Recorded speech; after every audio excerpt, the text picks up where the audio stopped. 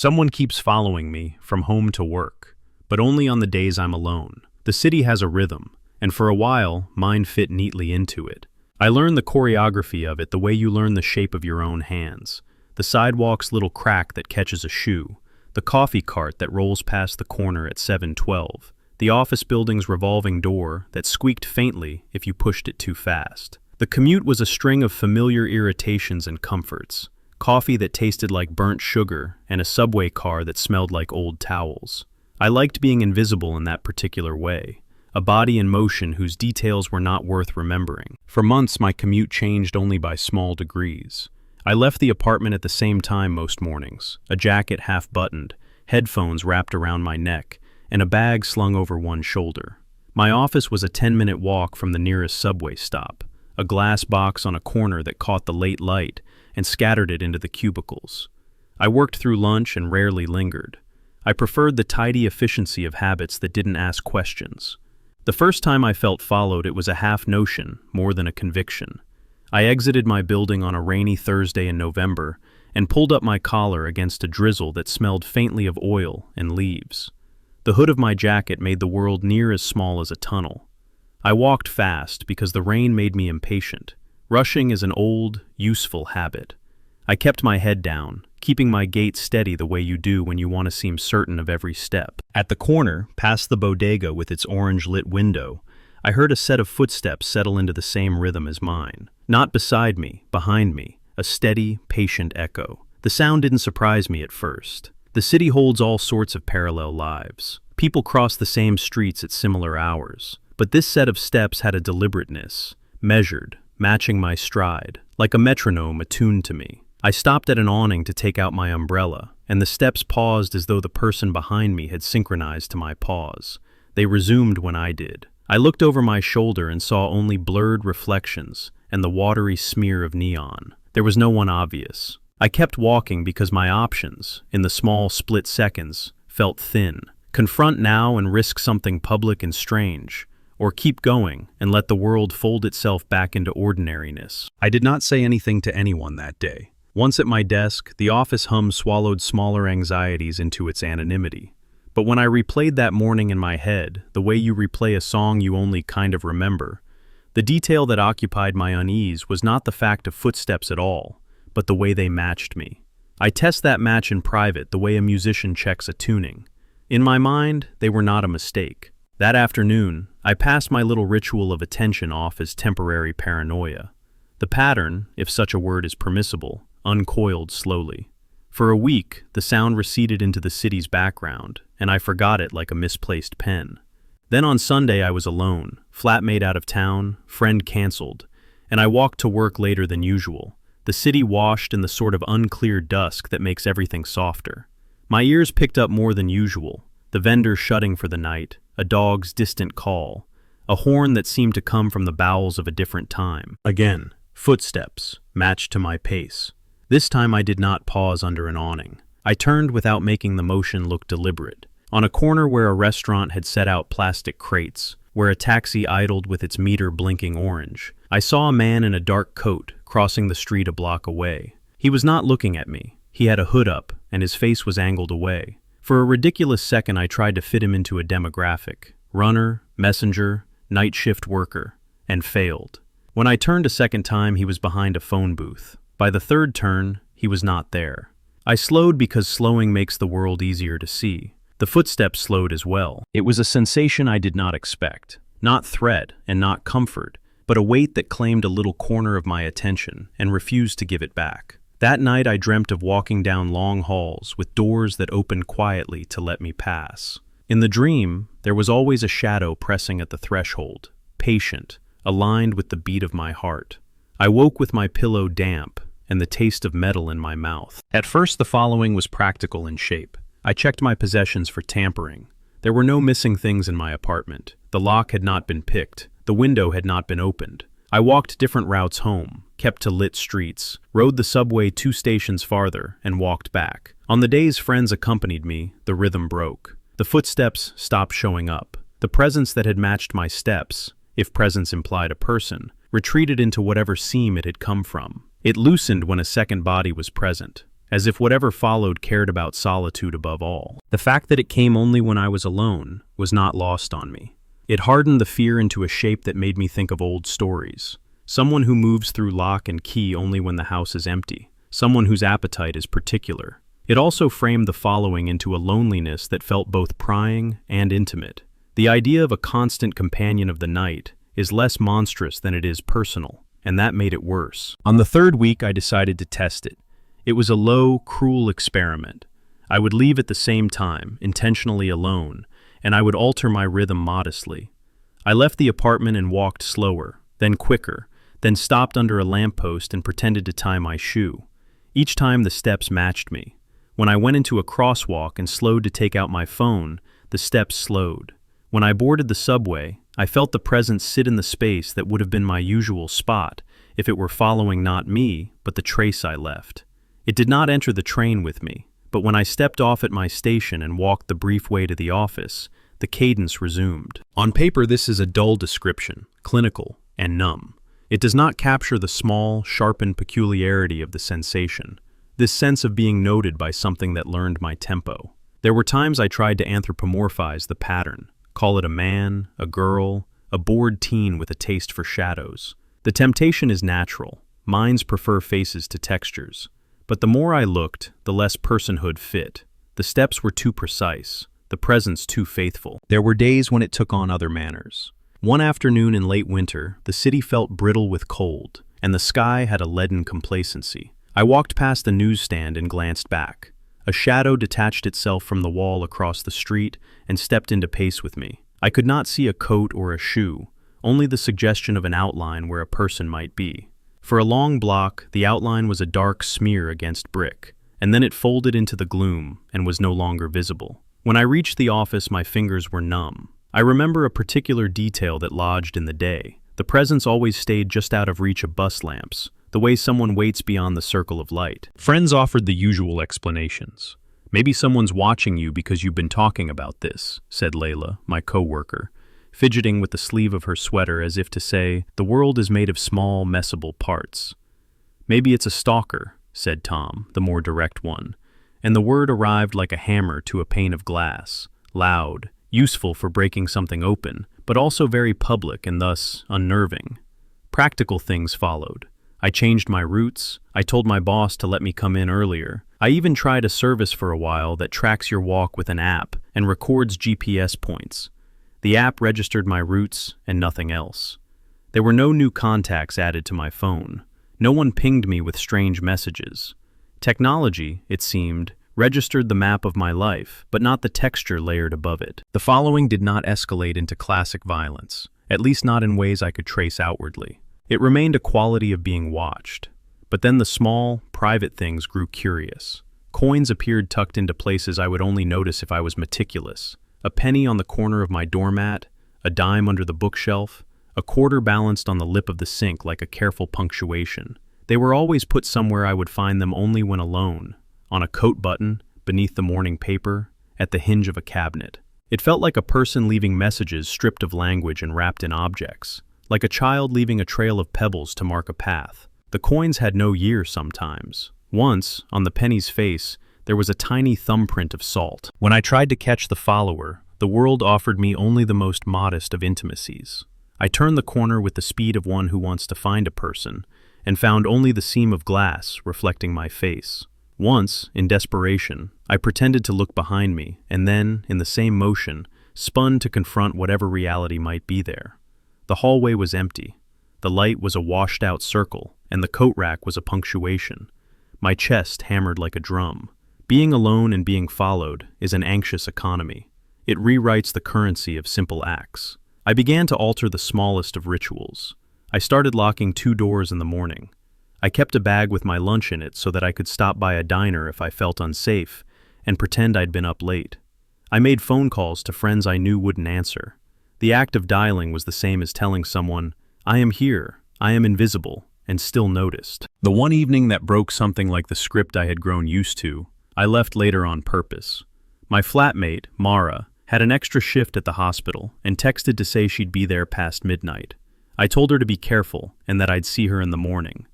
After she closed the door and the lock clicked, I made coffee and sat for a long time in my coat on the sofa, thinking of nothing in particular. I left the apartment at 11:50, taking the long way to the subway so I could breathe the city as it cooled. The moon was thin, and the air took on the taste of salt and the leftover things the day had forgotten. It followed. Only this time, when I left the subway and walked under the glass canopy that led to the office plaza, the steps grew nearer in a way that made me feel like an animal in a trap. I made for the plaza's sculptures, abstract metalworks with angular shadows, and as I stepped through them, I felt a hand, not on my shoulder, but at the hollow beside my hip, measure my distance.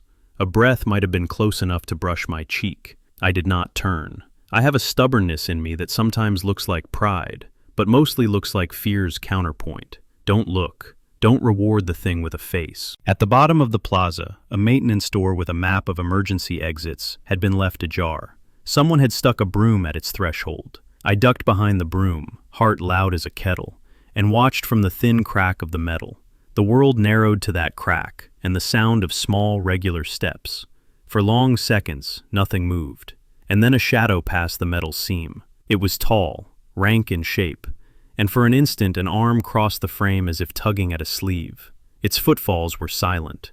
After a while the shadow moved away, and the plaza returned to a state of quiet that felt obscene. I stepped out and saw nothing but the hollow of where a person might have walked. I made a choice then that was equal parts test and prayer. I called my doctor's number and left a voicemail, the sort of small, pretextual call that leaves a paper trail. Then I walked the rest of the way to work with the careful speed of someone who has decided to become a witness. I told myself it was a ritual to dead out my own life. If the follower noticed the phone the way a dog notices a scent, perhaps the presence would hesitate. Instead, it matched me more closely than ever, as if the rhythm had changed and now was intimate in ways I felt physically. There is a limit to how much data ordinary life provides you. Cameras show faces, apps show coordinates, but the thing that followed left no digital trace. There were no emails waiting in my inbox with attachments I hadn't asked for. No one called me with a voice that said my name and nothing else. The world recorded me as a man moving through a city and left the other events, the circles of presence, the coins, the particular hush of a plaza at night, unmapped. At the office, I printed nothing and told no one. A few coworkers noticed a pallor around my eyes and offered tea with that kind of sincere awkwardness people give when they mean well but don't know how to fix the small terror of another adult. Anyone else, and perhaps the tale would have been a story to share over drinks, a neat domestic horror, an anecdote that fits into a podcast. But the details were too intimate for public consumption. The follower showed up for only the private hours. When friends walked with me or my flatmate was in town, the following stopped, as if the presence had a rule about witnesses. One week, a small escalation.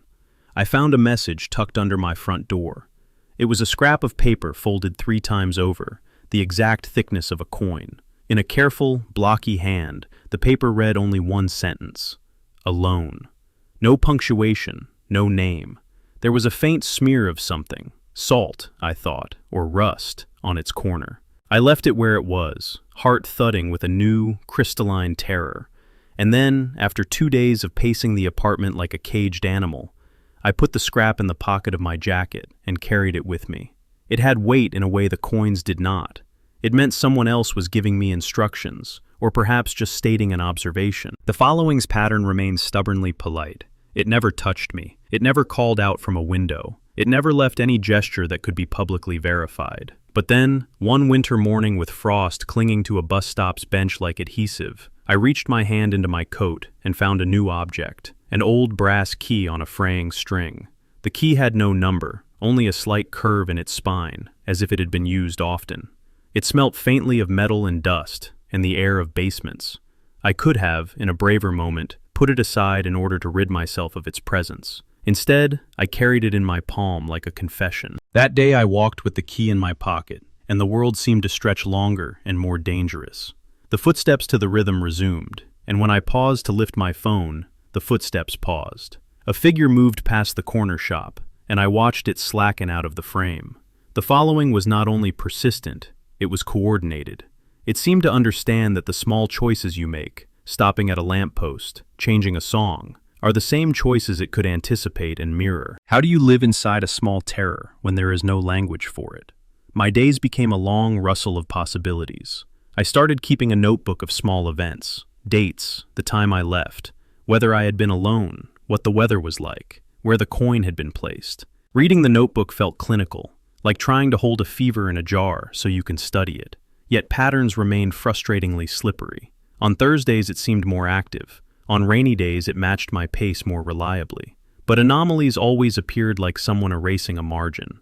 Sometimes it followed while I was with another person. Sometimes a coin would be left in a newspaper that my flatmate had taken home by accident. Then, late one night in March, as the city peeled itself into the sterile light of early spring, I walked home and found someone waiting on my stoop. They were not there the way a person is there, standing with shape and breath and the particular color of skin, but rather they were a suggestion, a figure draped in shadow that read my profile like a book.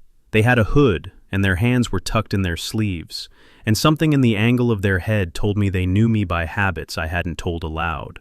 I stopped at the sidewalk, and we simply regarded one another for a thin moment that stretched like a cat's patience. "Why me?" I asked, the question raw and dumb and truer than I intended. They did not answer in words. Instead, they reached into the inside of their coat, and with the careful, patient movement of someone making an offering, placed a coin on my palm.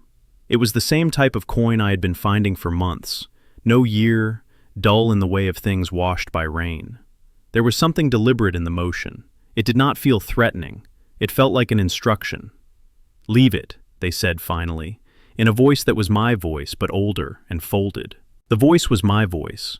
The breath it exhaled had the same cadence as my own. For a suspended second, I believed I was in conversation with some future self who had returned to make a small adjustment to my life. Then the figure stepped back into the stoop's shadow and became indistinct, and when I turned to follow, there was nothing there. After that night, I paced. I changed phones. I changed routes. I took cabs. Friends offered rooms for the night. The following remained a quiet geometry, circling me like a carefully tied belt. The coin on my palm was like a vow, to continue or to surrender. I kept finding them anyway. Sometimes they were on my plate in the morning. Sometimes they were beneath the teapot on my table. There was an absurd temptation to make a narrative out of all this, some tidy plot where I find the person, confront them, and the sequel winds down to closure. But the logic of the thing was not cinematic. The presence never escalated to a show of violence. It remained an attentive pattern. Perhaps the opposite of violence is what made it worse. The presence that simply attended and catalogued, and left small objects as if leaving a ledger note. That a thing could pay attention with such constancy without a final act unsettled me more than any obvious threat. On a sleepless morning, I wrote down one final rule and carried it like a test into the world. I would be alone, and I would walk with the key in my pocket, and I would not hide. If it followed, I would try to follow it back. If it kept pace, I would keep pace. And if it tried to speak its own language, coins, scraps, keys, I would answer with something of my own. The answer was humiliating in its simplicity. I started dropping small coins in places I had not found them, setting up a chain so that the quantity of acts might tell a story the presence could not ignore. It worked in a way I do not think either of us expected. One morning, when I had left a coin atop a stair and placed another in the mailbox, I saw the presence stop. It stood at a crosswalk and watched me until a bus passed and the world blurred its edges. Then it turned away from me and followed the bus. In the sudden slack of attention, I walked on. There was no violent resolution. The following receded over the course of days into an absence that left a kind of hollow warmth in its wake. Months later, whenever I gloved my hands in winter and left for work, I would glance at the pavement to see if a coin awaited me. Sometimes there was one. Sometimes there was a scrap with a single numeral, 3, folded in precise angles. Sometimes there was nothing at all. The rhythm that once consumed my small life became an odd, brittle ritual, like checking broken teeth for food. I learned, finally, to hold the presence like an object sometimes present and sometimes not, to live with the small fact that someone or something had learned the contour of my steps. Sometimes, on the nights when the city feels like an organism breathing under the moon, I think, maybe it was never about me. Maybe it was about an appetite for an arrangement, a pattern, to be noticed. Maybe the following preferred the days when I was alone, because it liked an audience that would not speak. Maybe it loved the efficiency of a single life moving in one direction. Or maybe it loved me. The last coin I received I never picked up. It lay at the center of my welcome mat and glinted faintly in the evening light. I left it there and, in a small private ceremony, walked away. I did not alter my route to check whether the sound of the footstep aligned. I simply continued on. I do not know if that was bravery or surrender. There is no tidy final image here, in which the figure is unmasked and human, and the lights come on, and an inspector makes orderly notes. The city, mercifully and cruelly, does not belong to stories like that. It belongs to small rituals and daily practicalities, and to the way a person learns to live with the knowledge that the world can accommodate attentions beyond understanding. I still walk the same streets sometimes. I still feel the metronome of the city, and, on rare occasions, the delicate echo of steps that match mine when I am alone. Mostly, though, the thing that followed me settled like a fact in the house of my life, something that kept time with me and left coins like punctuation. If you want a final, instructive line, it would be this. If someone or something keeps following you only on your lonely days, do not think you are simply unlucky. Pay attention. Leave a trail. Turn your solitude into evidence, and, if you can, leave a few coins of your own. The world keeps track of small exchanges, and sometimes attention returns what you give it.